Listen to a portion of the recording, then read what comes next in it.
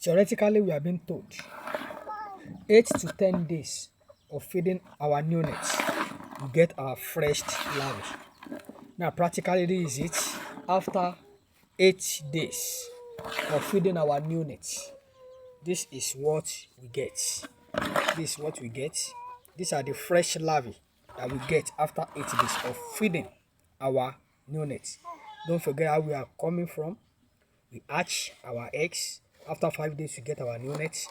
And we are going to feed our neonates for 8 to 10 days to get fresh larvae that will be fed to our livestock, be it fish, poultry, and pigs. Now, after 8 days of feeding your neonates, 8 to 10 days, this is what we get. But after 8 days of feeding our neonates, this is our result. This is our fresh larvae. We are harvesting our fresh larvae after 8 days. We have been seeing that some have been turning to black, of which we have been seeing pupa. We have been seeing some that are pre-pupa. You can see the black one, those are the pupa. The one that is more turning to black are the pre-pupa. You can see the pupa are the black larvae that are dormant, while the pre-pupa are the black one, are the one turning to black that are still moving. As you can see, can't wait for 10 days, because some will have turned to, the high percentage of our larvae will have turned to pre-pupa and pupa, and once they are turning to that, the nutritional value will be decreasing.